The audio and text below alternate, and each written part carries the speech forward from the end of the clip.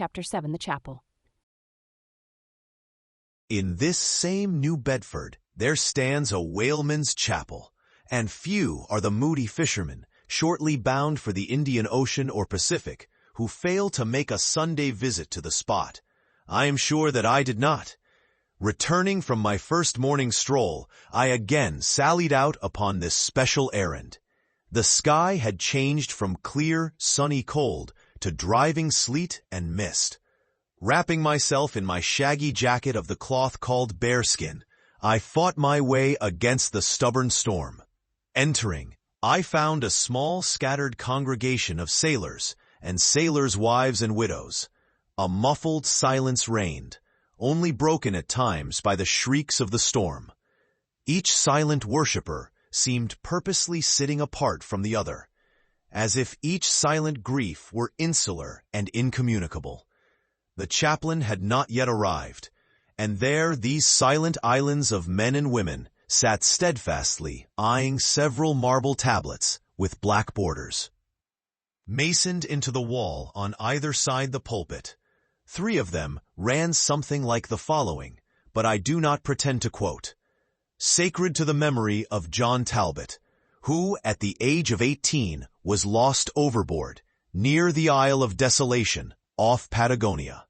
November 1st, 1836. This tablet is erected to his memory by his sister. Walter Canny, Seth Macy, and Samuel Glegg forming one of the boat's crews of the ship Eliza, who were towed out of sight by a whale. On the offshore ground in the Pacific, December 31st, 1839, this marble is here placed by their surviving shipmates, sacred to the memory of the late Captain Ezekiel Hardy, who in the bows of his boat was killed by a sperm whale on the coast of Japan, August 3rd, 1833. This tablet is erected to his memory by his widow.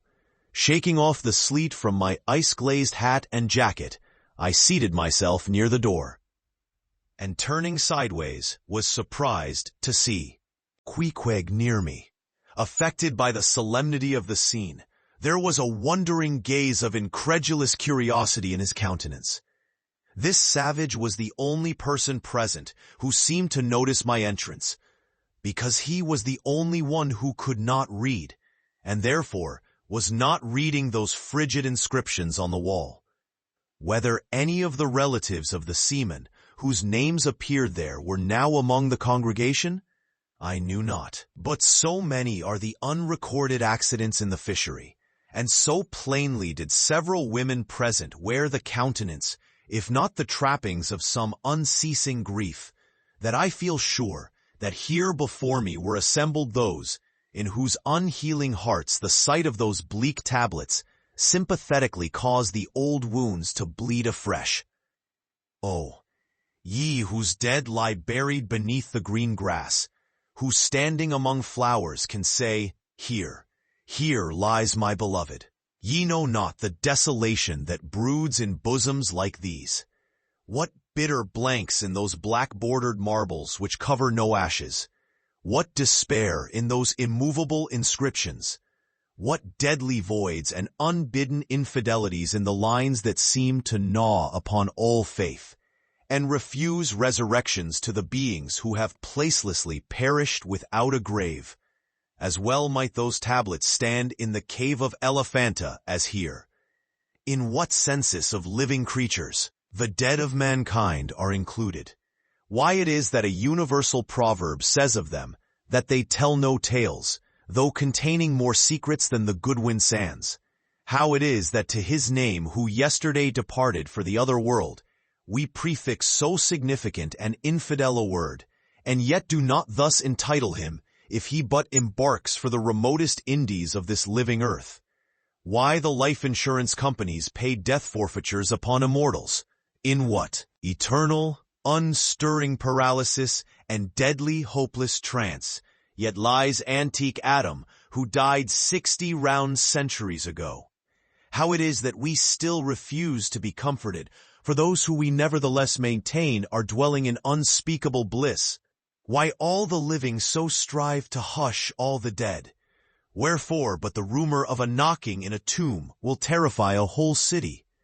All these things are not without their meanings. But faith, like a jackal, feeds among the tombs. And even from these dead doubts she gathers her most vital hope. It needs scarcely to be told with what feelings, on the eve of a Nantucket voyage, I regarded those marble tablets, and by the murky light of that darkened, doleful day, read the fate of the whalemen who had gone before me.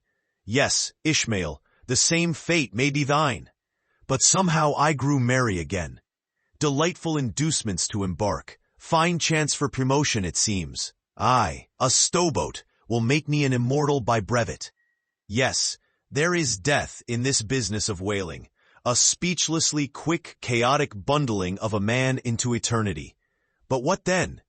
Methinks we have hugely mistaken this matter of life and death.